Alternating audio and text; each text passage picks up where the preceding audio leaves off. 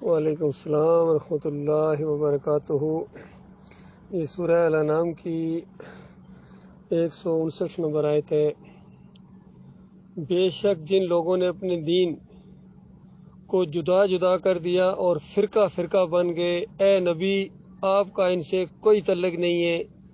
بس ان کا معاملہ اللہ کے حوالے ہے۔ پھر ان کو بتا دیا جائے گا کہ وہ دنیا میں یعنی کیا کرتے رہے تھے، ان کے کرتوت کیا تھے۔ دیکھیے، سورہ توبہ کا آغاز اسی انداز سے ہوتا ہے کہ اللہ اس قدر بیزار اور نفرت کا اعلان کرتا ہے شرک کرنے والوں سے، اور ساتھ ہی بتایا میرا نبی بھی بہت ہی زیادہ بیزار ہے شرک سے، اور شرک کرنے والوں سے کوئی تعلق نہیں ہے۔ تو غور کرو اللہ کے بندو، یہ بہت بڑی بدبختی ہے آج امت مسلمہ کی، جس چیز کے ساتھ بہت زیادہ بیزاری کی گئی تھی، نفرت کی گئی تھی، لعنتیں بھیجی گئی تھیں، اور مشرک کہا گیا تھا جس عقیدے والوں کو، وہی چیز اختیار کی ہے مسلمانوں کی ایک عظیم اکثریت نے۔ بہت چند، اب تو کوئی بحیثیت جماعت جس طرح بڑی جماعتیں پائی جاتی ہیں، کسی جگہ ایمان 100% کلیئر نہیں ہے، کسی نہ کسی کا لگاؤ ہے شرک کے ساتھ، کسی میں تھوڑا، کسی میں زیادہ۔ سب سے کم اگر کسی میں شرک پہلے پایا جاتا تھا تو یہ اہل حدیث یا سلفی ہیں۔ 3 شرک ان کے اندر پائے جاتے ہیں۔ ایک ان کا یہ عقیدہ کہ ہر جگہ نبی علیہ السلام حاضر ناظر نہیں ہے، بلکہ قبر کے اوپر آگے پڑے صلاۃ و سلام کوئی بندہ تو وہ سنتے ہیں خود روح واپس آ جاتی ہے کہتے ہیں۔ اور یہ عبداللہ بن باز نے فتویٰ دیا ہے حج اور عمرہ کا، جو ان کا وہ کتاب ہے، اور میاں نذیر نے فتاوی نذیریہ کے اندر یہی فتویٰ دیا ہے۔ تو بتاؤ اللہ کے بندوں، کتنا بڑا یہ شرک ہے اور کتنا بڑا کفر ہے یہ قرآن کا۔ قرآن میں تو انبیاء کی زندگیاں بتائی گئیں، شہداء کی زندگیاں، یہ جنت کی زندگیاں ہیں۔ قتل ہونے کے بعد یا عام وفات پانے کے بعد انبیاء جنتوں میں چلے گئے ہیں، اس دنیا میں ان قبروں میں زندہ نہیں ہیں۔ ان کو جو دفن کیا گیا تھا وہ زندہ سمجھ کے نہیں دفن کیا گیا تھا، میت دفن کی گئی تھی اللہ کے بندوں، اور پھر روح قیامت سے پہلے واپس نہیں آ سکتی ہے،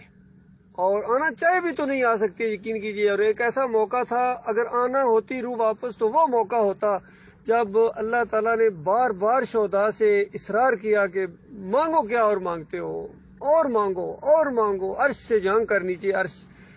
کے نیچے جو جنتیں ہیں شہداء کی، اللہ نے اپنے بندوں سے،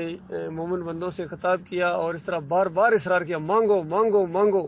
تو اندازہ لگائے اتنا اصرار کرنے کے بعد اگر کوئی چیز مانگی جائے تو کیا اللہ نہیں دے گا؟ لیکن یہ معاملہ مانگ کیا ہے کہ یا اللہ ان جسموں سے، یہ جو جنتوں میں اڑ رہے ہیں، کھا پی رہے ہیں، ان سے روح نکال اور ان جسموں میں ڈال جو دنیا میں چھوڑ آئے ہیں، قتل ہوئے ہیں، ہماری روح نکلی ہے، تو ان کے اندر اگر پھر دوبارہ ڈالیں پھر ہم زندہ ہو جائیں۔ اور یہ نہیں کہ کسی رشتہ دار کو یا کسی دوست کو یا بیوی بچوں کو ملنے کا بہت شوق ہے، نہ نہ نہ نہ نہ نہ، ایک دفعہ پھر شہادت، پھر اور جان لگائیں۔ اور جو پہلا استقبال ہوا تھا، جلوس کے جلوس فرشتے آئے تھے، اور کس طرح خوشی کے ساتھ استقبال ہوا تھا، اور جنتوں کی طرف ہمیں لے کے گئے تھے، وہ نظارہ تو بہرحال بار بار نہیں ہے۔ جنتوں کے اندر تو بہت کچھ ہے، لیکن وہ نظارہ تو بار بار نہیں ہے۔ اندازہ لگائیے کیا شہید کے لیے تکریم ہے۔ وَجَعَلْنِي مِنَ الْمُكْرَمِينَ کہا تھا صاحب یاسین نے، مجھے عزت دار لوگوں میں شامل کر دیا اللہ تعالیٰ نے۔ صرف ایمان کی حمایت کی اللہ کے بندوں، اس نے چھوٹی سی تقریر کی ہے ایمان کی حمایت میں۔ ہمارے بھائی تو الحمدللہ روز کر رہے ہیں اللہ کی مہربانی سے۔ دیکھیے کتنا قدردان رب ہے کہ چھوٹی سی تقریر کے اوپر، حمایت کے اوپر مالک نے اپنی رحمت کے ساتھ اس اللہ کے بندے کو جنتوں کے اندر پہنچا دیا، اور بہت اونچے درجے کے جنتوں میں پہنچا دیا مالک نے۔ تو یہ جو انداز ہوتا ہے مومنوں کا کہ ایمان کی حمایت میں اٹھ کھڑے ہوں، خاص کر اس وقت جب پوری دنیا اس طرف رخ نہ کر رہی ہو، اور یہ بندے اللہ کی عزت کے لیے، اللہ کی وقار کے لیے کھڑے ہو جائیں، اور پھر جماؤ دکھائیں۔ کھڑے تو ہوتے ہیں لوگ، جماؤ نہیں دکھاتے ہیں۔ تو یہ جماؤ کا معاملہ ہے اللہ کے بندوں، آزمائش بھی جماؤ کی ہے کہ تم اپنے ایمان اور عقیدے میں کس قدر پختہ ہو، پختگی کا امتحان ہے۔ تو یہ معاملہ اللہ کے بندوں، جتنے فرقے بن گئے، چاہے بریلوی ہوں، دیوبندی ہوں، اہل حدیث ہوں، پھر اہل حدیثوں کا دوسرا شرک یہ ہے، کہتے ہیں دور سے صلاۃ و سلام پڑھو، فرشتے پہنچ جاتے ہیں ادھر قبر کے اندر۔ یہ سب کا عقیدہ ہے، توصیف الرحمان راشدی کا عقیدہ ہے، اور مرزا علی انجینئر کا عقیدہ ہے، ربانی کا عقیدہ ہے، یہ جو معراج ربانی ہے، اور سارے اہل حدیثوں کا یہ عقیدہ ہے، سارے دیوبندیوں کا، بریلویوں کا یہ عقیدہ ہے، اور یہ قرآن کا کفر ہے۔ پھر اہل حدیثوں کے اندر یہ تعویذ گنڈے کا شرک بھی ہے، پھر جمہوریت کا شرک بھی ان کے اندر ہے۔ تو یہ ان کے اندر شرک ہے۔ اب سب سے کم شرک جو ہے یہ محمد حنیف کی جماعت کے اندر ہے، موٹا بڑا شرک جسے کہتے ہیں، سجدہ تعظیمی کا شرک ان کے اندر آ گیا ہے۔ اور اس کے کچھ چیلے ہیں، منور سلطان اور قاری خلیل الرحمان، ڈاکٹر عبداللہ، یہ سب نے اس کو سپورٹ کیا ہے، رفعت نواب نے بھی، اور جتنے بھی ان کے ہیں عتیق الرحمان لوگوں نے اس کو سپورٹ کیا ہے، اور ان کے کندھوں کے اوپر رکھ کے رائفل اس نے ایمان خالص کے اوپر ڈاکٹر عثمانی رحمۃ اللہ علیہ کی یہ جو جماعت بنائی تھی مومنوں کی، اس کے اندر پھر شرک کا انجیکشن اس نے دے دیا، بہت کم لوگ بچے ہیں۔ تو یہ اب فرقہ بن گیا ہے۔ جب شرک آتا ہے تو وہ فرقہ بن جاتا ہے، کیونکہ فرقہ ہوتا ہے قرآن اور حدیث سے فرق کرنے کی وجہ سے فرقہ بنتا ہے۔ اور پھر دوسری بات یہ ہوتی ہے کہ اگر کوئی دو باتیں آ جائیں، نبی علیہ السلام کی کوئی دو باتیں بالکل ثابت ہیں مثال کے طور پر، اور بندہ کہے نہیں میں تو اپنے عالم کی وجہ سے یہ بات مانتا ہوں دوسری نہیں مانتا ہوں، تو وہ فرقہ بن جائے گا۔ تو جو چیز جس طرح ثابت ہے اسی طرح مانا جائے، قرآن میں جتنی بات جو آئی ہے اس کو مانا جائے، چاہے ملائکہ کے سجدے کا معاملہ ہو، جتنی بات آئی ہے مان لو اللہ کے بندو۔ اور یوسف علیہ السلام کے معاملے میں یہ سجدہ شکر ہے جو اللہ کو کیا گیا ہے، یوسف علیہ السلام کو نہیں ہوا ہے، تو یہ قرآن کی بات مانو، محمد حنیف کی بات نہ مانو۔ اس نے اپنی تفسیر کے اندر لکھ دیا دعوت القرآن کے اندر کہ یوسف علیہ السلام کے سامنے سجدہ ریز ہو گیا، پورا خاندان اندازہ لے کتنا بڑا ظلم ہے، ایک نبی دوسرے نبی کو سجدہ کر رہے ہیں، اندازہ لگائیے، ساری توحید ختم، انبیاء کی دعوت کا مذاق، قرآن کا تمسخر اڑایا اس نے، اور ایمان کا اس نے بالکل ناقدری کی اور مذاق اڑایا۔ یہ اس طرح بنتا ہے فرقہ۔ پھر یہ جو باغیوں کے گروپ ہیں یہ بھی اب گروہ تو ہیں، ابھی ان کے اندر ایک گروپ کے اندر یہ جو فیاض محمود باجوہ والا گروپ ہے، اس فیاض کے اندر یہ ایسی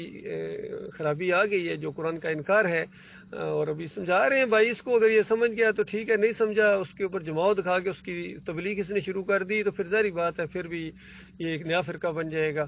اور بدر کے بچے اگر اس کا ساتھ دیں گے تو وہ بھی ظاہری بات ایک فرقہ بن جائے گا۔ ابھی تو امید ہے وہ اس کا ساتھ نہیں دیں گے، چونکہ ابھی ان کے اندر کشمکش شروع ہو گئی ہے، لوگ اس کا رد کر رہے ہیں جو سمجھدار لوگ ہیں،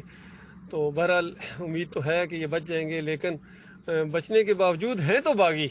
باغیوں کے باغی، بلکہ جماعت سے کٹے تھے، کسی ایمان عقیدے کی بنیاد پر نہیں، خالص اپنی انا کی وجہ سے، ضد کی وجہ سے، ہٹ درمی کی وجہ سے باتوں کو انہوں نے اچھالا، اور کوئی ان کے پاس قرآن اور صحیح حدیث کی نص نہیں تھی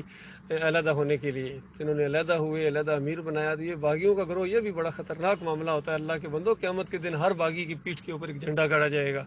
بغاوت کا۔ تو لہٰذا ابھی موقع ہے، توبہ استغفار کرو اپنے مالک اور خالق سے، واپس آ جاؤ۔ جماعت اگرچہ کہ کم رہ گئی ہے، تعداد کم ہے، لیکن مضبوطی زیادہ آ گئی ہے، اس انداز سے جماعت پہلے سے زیادہ مضبوط ہو گئی ہے۔ اب اس کے امیر جو ہمارے کمال خان صاحب ہیں، اور اس طریقے سے دعوت دی جا رہی ہے ہر جگہ، پورے پاکستان میں بھی اور پوری دنیا میں، سمجھ لیجیے سوشل میڈیا کا دور ہے، مختلف ممالک کے اندر ہمارے ساتھی بھی موجود ہیں، اور امریکہ میں ہیں، انگلینڈ میں ہیں، دبئی میں ہیں، سعودی عرب میں ہیں ماشاءاللہ، اور یہاں بحرین میں تو کافی ساتھی ہیں، انڈیا کے ساتھی یہاں موجود ہیں،